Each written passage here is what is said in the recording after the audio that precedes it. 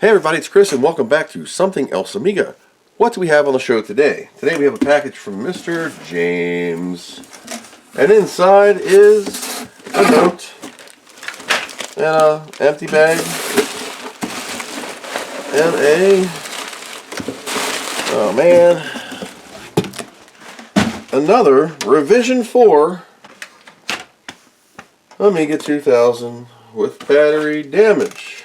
God damn it! There's a note inside this bag. Let's see what it says. There's return shipping too. Wow, thank you. This is a 2000 HD Rev 4.4 with 1 mega RAM, Kickstart 204, and a Fat Agnes. Damn! The new old system currently with motherboard battery corrosion impacting the CPU and Kickstart. I'm getting a red screen on boot. Could be a pooped out ROM. We'll see, or a ROM line, or, well, it's kind of crusty, so we'll take a peek. Requested upgrades. 3.1 ROM upgrade with socket adapter provided. Wanted upgrades. CPU accelerator card, more RAM, bigger hard drive, Gotek SCSI CD-ROM. Nice to have upgrades. 2 meg Agnes, Denise upgrade, ECS, better video card, and maybe a toaster. eBay. I don't have all that stuff. Just a giveaway, but yeah, that would be nice. Took me 35 years to acquire all my stuff. There's a piece of wood. That's always good. Let's see what we get. It does not look like any water damage. A little bit of rust in a couple spots, but overall, it's really nice and clean. Bottom has your traditional normal fingerprints, which we're going to scrub off so the acids of our fingers do not impact the metal on the bottom. It's not treated metal, so it's raw steel. So it will become an issue. Pretty clean. We still have the battery intact, the big solder joints. Everything looks okay. But I always tell you guys, looks are deceiving. You never know what you're going to get. This has the traditional Amiga 2000 board flex. What is that? Where the board bows like this, because they just do. They're such a large board. Usually I like to let them sit flat for a couple days, see if they come back. This is the best looking Rev 4 I've seen. All the EMI filter caps are actually straight and not smashed over, or someone went and picked them all straight. Everything looks like it's not touching, which is great. A lot of times capacitors or something lays over and touches something else. It has had the power pulled excessively because it's got a bend on these pins. They're waving this way. I don't know if this works. We don't know nothing about it besides red screen. Now there is excessive battery damage in this area, you can see, and we're going to pull the CPU and check pins 1 through 6. The normal SCSI. A lot of times what happens is down here in these dots, well, there's lines that run from this side of the CPU underneath and these guys to these corresponding dots. They're sealed vias that go up to the ROM sockets, RAM controllers, etc. And if they break, you have issues. So I'm going to start by checking the 1 through 6 and the 64th, 3rd, 2nd pins of the 68,000, and we're going to see where we get. However, I lost the helmet of Goober, and I'm going to have to take a small break to try and find what I did with it. So step 1 before I can do this fire up is I have to bend the power pins back. Now what I'm going to use is the normal ATX to AT-ish style Amiga kit jumpers. For that we're going to have to set J300 to external tick. Okay, table's grounded, I'm grounded, they're grounded. Let's see what doesn't happen. Let's put this on VGA. Do we get a video signal? I get a video signal.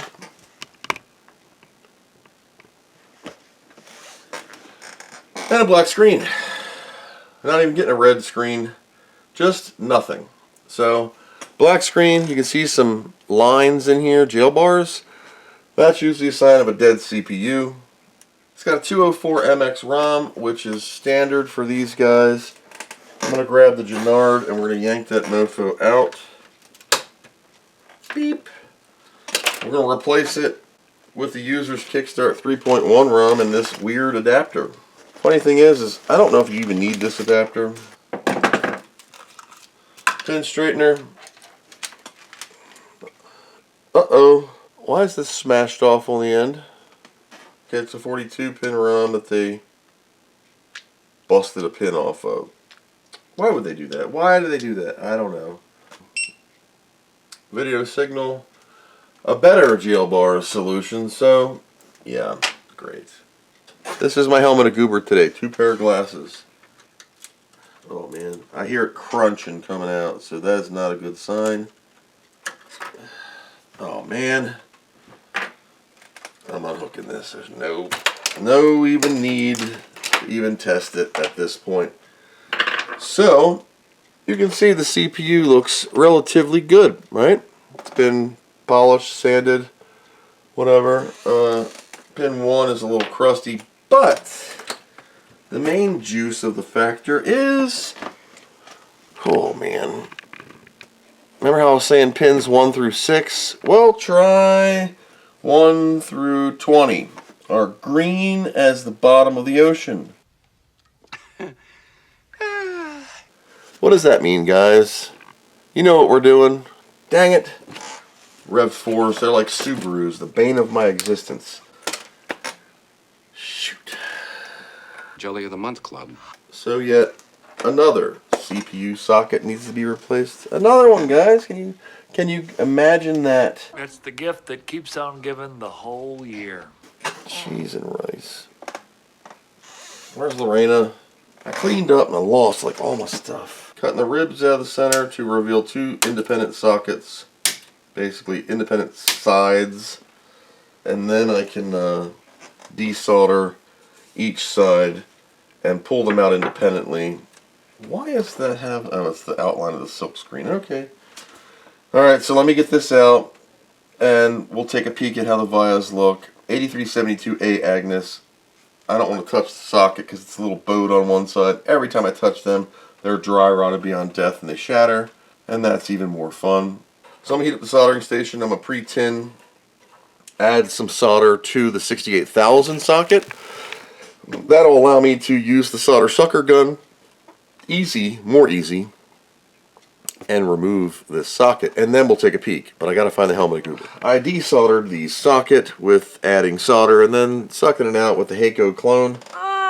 And it's green, and we're just going to throw it away.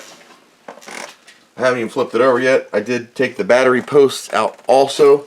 They're crusty. Let's see what we get. So we're going to look in the area near the 2 resistor packs here in the red.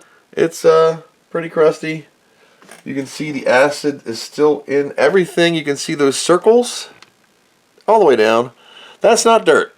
That is not dirt. That's battery acid. So I'm going to clean all that up. We're going to fiberglass pen the holes and make sure she's pretty. Put some new lipstick on her and slap her on her way. First, let's do the IPA and see how it cleans up. The pins are crusty. Normally, when you wipe them clean, you'll get the electrolytics and the acids all over your Q-tip, which I am. And they'll usually clean up pretty good. But in this case, they are not. Now, I haven't even inspected the ROM socket yet. I can tell you they're going to be screwed up anyway, so I'm just going to have to pin them out after I get done. I'm not putting the socket on yet, because it's easier to stick a probe in a hole than it is to stick it in a socket hole, and it's just, yep, great. So, alright, that's a quick slap. Let's go one more with an alcohol wipe. Yeah, she's green and crusty, but as you can see here, you can see it looks better. You can see the holes now. They're not green. They're copper because the silver is all worn off, but everybody else came out okay. Now I got to clean all that up. It's still acid. I got to really get in there and give her a wash. It's going to take a lot more than alcohol. What I'll usually do in this case is I'll just Windex the crap out of it on a paper towel that I don't have, and then I'll IPA it off again, just to have some kind of soapiness. You're like, oh my god, Windex has ammonia. Yeah, it does. That's why I'm using it on this. So I can really get the area cleaned, and then I'll IPA neutralize all that. And you'll see what a difference it makes. So how's that look? Look a lot better, huh? Yeah, not all full of acid, not all full of smears. Great. Now I'll re-alcohol that, and that dries really quick. I'm going to do some beep beep tests on the ROM lines 1 through 6 just to make sure they're okay. And 60, whatever the hell, 3, 2, 4. Okay, so those bad boys check out. Put them on the Sprint layout viewer. Did the old beep beep testing, continuity. Didn't do everything, just did the basic problem child. Here is one of my last Cambian sockets. They have the special Captain tape to prevent solder blow through, like when you're soldering on the bottom. You don't need to put too much on, it'll bridge a pin. This protects that from slapping through to the top. Okay, done. Alright, new sockets in, we'll clean it up in a bit. Let's just see if we get lucky. If we get lucky, I'm done. Low, high, anything. Donut. White screen. Black screen. Boom. Another Amiga's been saved. That was easy. Hot diggity dog. But, am I done? No. We're going to turn this off. We're going to pull this 204 ROM out. We're going to put that thing in. That adapter dude that was provided. And just see how that works. So this is the adapter thing. Red screen. Because you don't need this adapter. Number one, this is for an Amiga 500 REV5.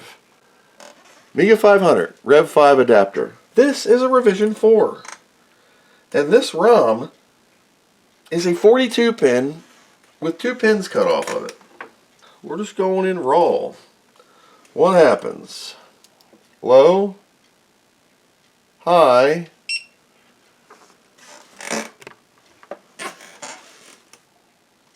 and 3.1 ROM. See? You don't need an adapter. Why did that just turn off? Oh, it's my stupid monitor being fun again. That's nice. My monitor won't sync because I'm having problems with it. Auto adjust and don't freak out. There we go. As long as I don't touch my monitor or do that. 1 mega chip.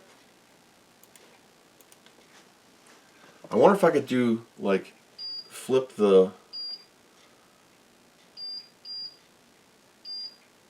RGB preset mode display settings. It's an aspect. I wonder if I could just do fill again. It'll stretch it, but it might sync better. I don't know. I'm having Dell issues. Memory's testing good. Hit the audio here. Perfect. CIAs, everything should check out. Except my Dell monitor dying a death when it does a refresh. It's up too high. That's why. Maybe it's like out of sync. I don't know. Everything's okay. We're good. We're good. We're good.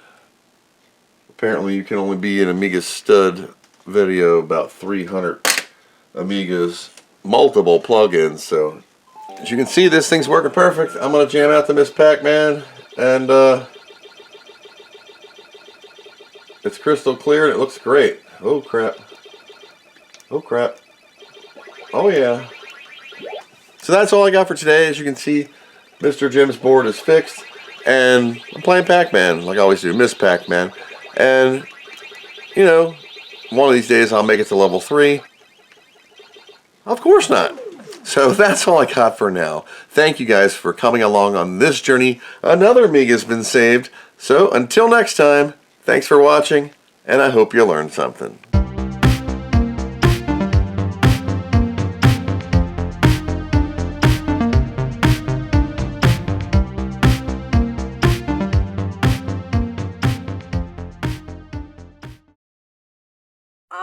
How do you know from funny, you bastard?